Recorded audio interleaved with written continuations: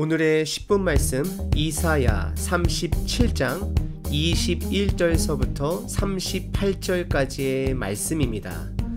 오늘 본문은 히스기야 왕의 기도에 그리고 이사야 선지자의 기도에 하나님께서 이사야 선지자를 통해 히스기야 왕에게, 유다 백성에게, 그리고 현재 우리에게도 선포하시는 기도 응답의 내용입니다. 기도는 지금 우리가 이해할 수 없는 현재 상황 또는 우리의 이성이나 계획으로 해결할 수 없는 상황에 하나님과 대화를 통해 하나님의 확실한 약속의 말씀을 붙들고 불확실한 현재를 이겨내는 우리의 영적 호흡입니다. 오늘 하나님의 기도 응답에는 크게 세 가지 부분이 있습니다. 첫 번째는요, 아수르 왕 사네립 왕에게 전하는 말이고요. 두 번째는 유다 히스기야 왕에게 전하는 말이고요. 세 번째는 다시 사네립 왕에 관한 최후의 심판의 말입니다. 21절은 상황 설명인데요. 이사야 선지자가 히스기야 왕에게 사람을 보내어서 본인이 받은, 하나님으로 받은 기도 응답을 전하는 내용입니다. 22절에 이렇게 시작됩니다. 여호와께서 그에게 대하여 이같이 이르시되 남유다를 처녀딸 시온이라 표현하면서 누군가를 멸시하게 될 것이고 조소하게 될 것이고, 그러니까 경멸하게 된다라는 거죠. 그리고 딸 예루살렘이 너를 향하여 머리를 흔들었느니라. 이것은 무엇이냐면 하나님의 때에 남유다가 아수르를 그렇게 바라볼 것이다라고, 아수르가 멸망당할 것을 이미 선포하고 있습니다. 그리고 23절에는 아수르 왕 사네립이 하나님을 무시하고 경멸한 내용에 대하여서 내가 회방하며 능욕한 것이 누구에게냐, 내가 소리를 높이며 눈을 높이 들어 향한 것은 누구에게냐, 곧 이스라엘의 거룩하신 이에게니라 말씀을 하시면서 그의 죄를 정확하게 지적하고 있습니다. 사네립 왕의 죄는 하나님을 무시한 죄, 그리고 본인을 하나님보다 더 높은 위치에 올려놓고 하나님을 회방한 죄인 것입니다. 더 나아가 24절, 25절에 보시면 교만한 아수르 왕이 본인을 얼마만큼 높였는지를 그 당시 아수르 문헌에도 이것이 동일하게 나와 있는 것을 찾아볼 수 있는데요. 그 당시 유다 사람에게도 이게 흘러간 것처럼 아수르의 교만을 나열하고 있는데요. 첫 번째는 24절에 보시게 되면 그들의 허다한 병거가 산 꼭대기까지 올라갔다라고 말하고 있습니다. 사실 병거는 산 꼭대기에 올라갈 수 없는데 이렇게 올라갔다라고, 그리고 깊은 곳에 들어가 백향목과 향나무를 베었고 우물을 마셔서 애굽의 하수를 말렸다라고, 즉 그 지역에서 가장 큰 나무들을 쓰러뜨렸고 가장 큰 강을 멈추었다라고, 북쪽의 레바논을 내가 삼켰고 이집트까지 내가 정복했다라고 자랑하는 모습입니다. 저는 이 글이 북한 김일성이 본인이 나뭇잎으로 탱크를 만들고 그러한 허다한 거짓말 같은 이야기들을 만들어낸 것이 생각나게 됩니다. 하지만 26절에 이같이 말씀하십니다. 내가 어찌하여 듣지 못하였느냐? 이 일들은 내가 태초부터 행한 바요 상고부터 정한 바로서 이제 내가 이루어 내가 견고한 성읍들을 헐어 돌무기가 되게 하였노라. 결국 하나님께서 내가 너를 사용한 것이지 너가 능력이 있어서 한 게 아니다라고, 내가 이미 태초부터 계획하였고 결정한 것이라 말씀을 하면서 아수르는 그냥 도구일 뿐이다라고 말하고 있습니다. 27절에서는 그리해서 하나님 덕분에 너희 아수르가 다른 요새들을 정복할 수 있었고 거민들을 시든 풀같이 무너뜨릴 수 있었다라고 말하고 있습니다. 그리고 28절과 29절에서는 하나님께서는 아수르 왕의 분노함과 그의 오만함을, 교만함을 이미 알고 있다 말씀을 하시면서 아수르 왕 사네립은 하나님의 코를 꿰인 소 같고 입에 자갈을 물린 말에 불과하다라고 말하고 있습니다. 그리고 기도 응답의 두 번째 부분인 30절서부터 32절까지는 이사야 선지자를 통하여 하나님께서 남유다 히스기야 왕에게 전하는 말씀인데요.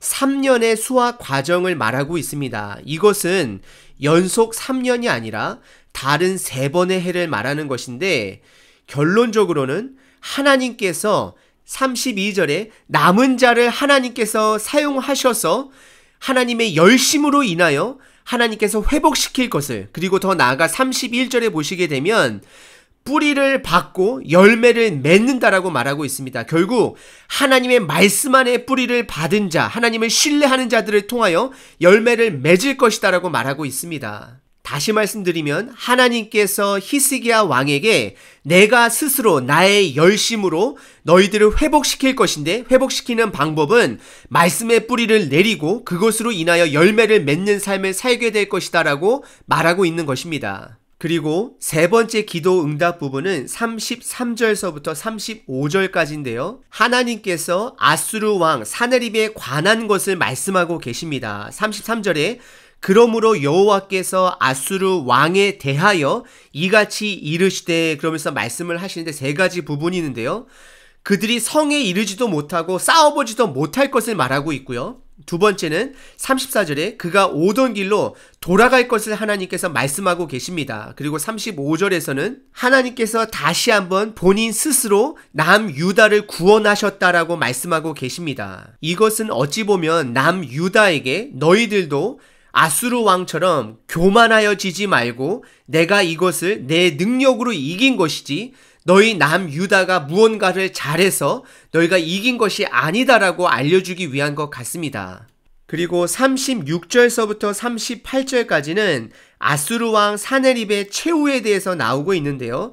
36절에서는 하나님께서 하룻밤에 아수르 진중에 있는 군사 18만 5천 명을 죽였다라고 말하고 있고, 그 다음날 일찍이 일어나서 이렇게 많은 사람들이 죽은 걸 알고 37절에 아수르 왕 사네립이 본국으로 돌아가는 것을 보게 됩니다. 니느웨에 가서 거주하는데요.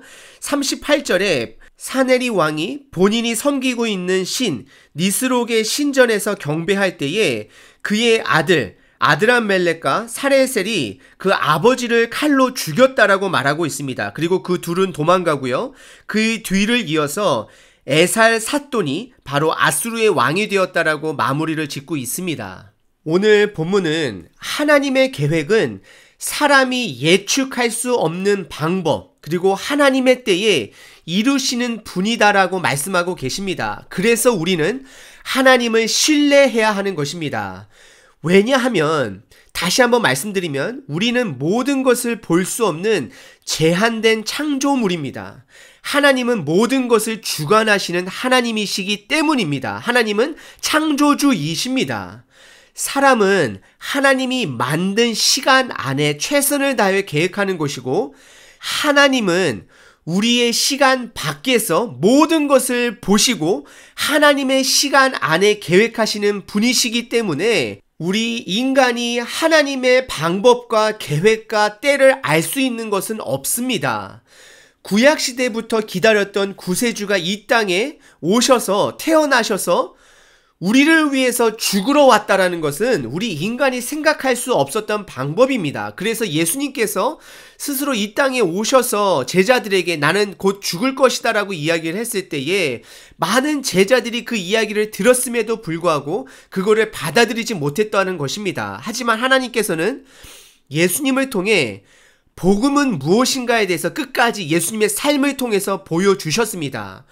하나님께서는 우리들이 정확하게 이해되지 않는 그 복음의 삶의 앞에 하나님을 신뢰하고 그 복음의 삶을 살라라고 말씀하고 계십니다. 이 복음의 삶이 무엇이죠? 결국은 남을 섬기는 삶입니다. 왜 남을 섬기죠?